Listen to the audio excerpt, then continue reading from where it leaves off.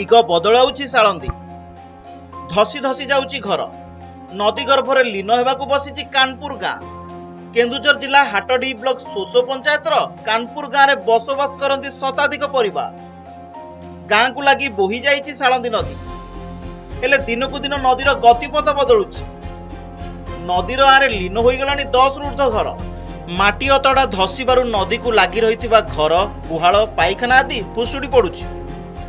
ଅନେଶତ ବାତ୍ୟାର ଯେଉଁ ପ୍ରକୋପ ଥିଲା, ସେଇ ପ୍ରକୋପ ବଳରେ ଆମର କାନପୁର ଗ୍ରାମର ପ୍ରାୟ ସବୁ ନଦୀ ସାଇଡ୍ ଯେତିକି ଘର, ପ୍ରାୟତଃ 100-200 ଘର ଖଣ୍ଡେ ହବ, ସେ ପ୍ରାୟ ଭୂସ୍ଖଳନ ଯୋଗେ ନଦୀ ଗର୍ଭକୁ ଯାଇ ସାରିଲାଣି। ସାଳନ୍ଦୀ ନଦୀରେ ପାଣି ଆସିକି ଅତଡ଼ା ଖସୁଛି, ପ୍ରାୟତଃ 30 ଫୁଟ ତଳକୁ ଯାଇ ସାରିଲାଣି।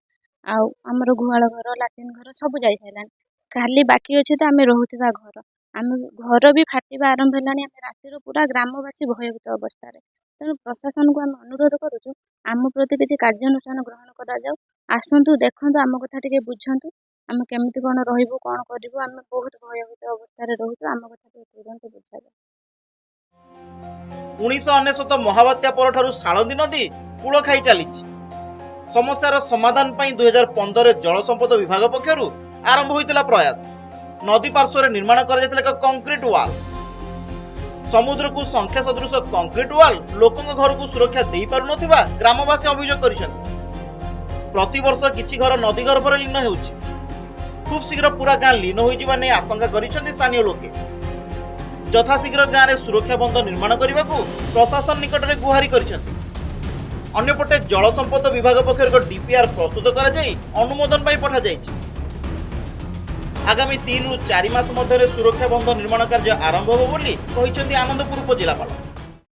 70ଟି ପରିବାର ଯେଉଁ ନଦୀ ପ୍ରବାହିତ ହେଉଛି ଦକ୍ଷିଣ ପାର୍ଶ୍ୱରେ 70ଟି ପରିବାର 12 ନମ୍ବର ୱାର୍ଡର ସେମାନେ ଏଫେକ୍ଟେଡ୍ ହେଲେ।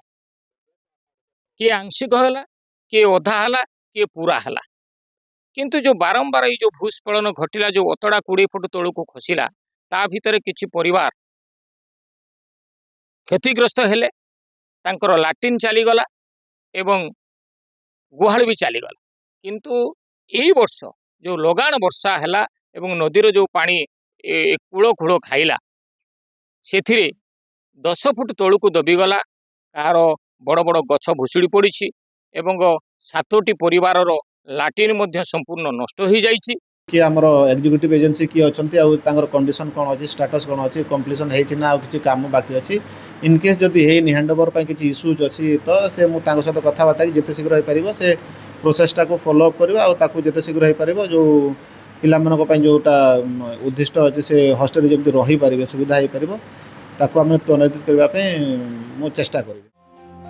केबे प्रशासन निद भांगुछि, केबे गाँव में सुरक्षा बंध निर्माण करा जाउछि, ताहा समय कहिबो। आनंदपुर दिलीप मिश्रଙ୍କ रिपोर्ट, नंदी घोष टीवी।